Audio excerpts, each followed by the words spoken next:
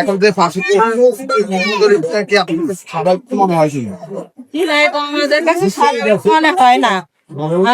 আমার মেয়ে হয়তো ফাঁসি দিলে হয়তো আমরা দেখছি যে ফাঁসি দড়িতে ঝুলানি নাই, ছিল না। তারপরে দড়ি ঝুলানো আছে, এরা দড়ি কাইটা ফেলাইছে।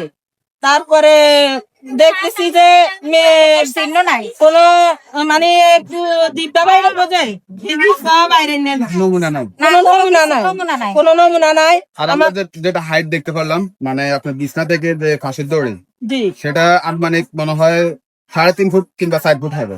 হ্যাঁ হ্যাঁ। উনি লম্বা কতটুকু ছিল আপনার? উনি লম্বা ধরেন এরকম হবে।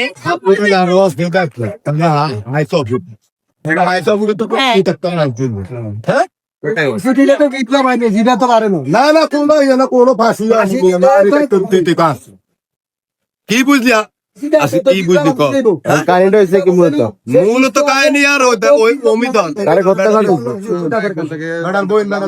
বোনের সাথে পূর্বে নাকি আমার কাছে? হ্যাঁ পূর্বে কত 12 থেকে 13 বছর তো দরকার এই 2 মাস আগে রুবিনা এবং মঙ্গাইনা শশী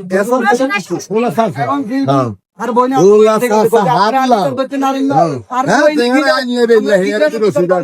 না কইছি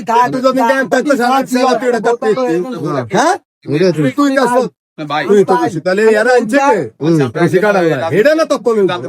এর আগে নাকি আপনার একটা মামলা আমার সহকর্মীদের আমি সহ থানা গিয়ে অভিযোগ করছি। অভিযোগ করার পর একটু ভালো ছিল, অভিযোগ করার পর হলো আবার পুলিশ সে এই সব এটি আবার সে দূরে আবার ঠিকঠাক করছে। তখন পুলিশে উল্টা তদন্ত করে, তার হলো মনে বন্দি পুলিশে একটু ইয়া করছে, পুলিশে নিজে তো ফাঁসি দিছে, আপনি কেমনে তখন ফাঁসি দিছে, এটা জনগণ ইয়া তদন্তের মাধ্যমে পাবলিকে কইতেছে এরে কয়েকবার বিশ্বে মারছে এলাকার মানুষ এবং আসামি এখানে বন্দি আছে, আসামি সহ নিয়ে যাইতে হইব। এই পুলিশ তারা বন্দি আছে। এই বিল্ডিংটা হইলো এই যে আসামি তারা এখানে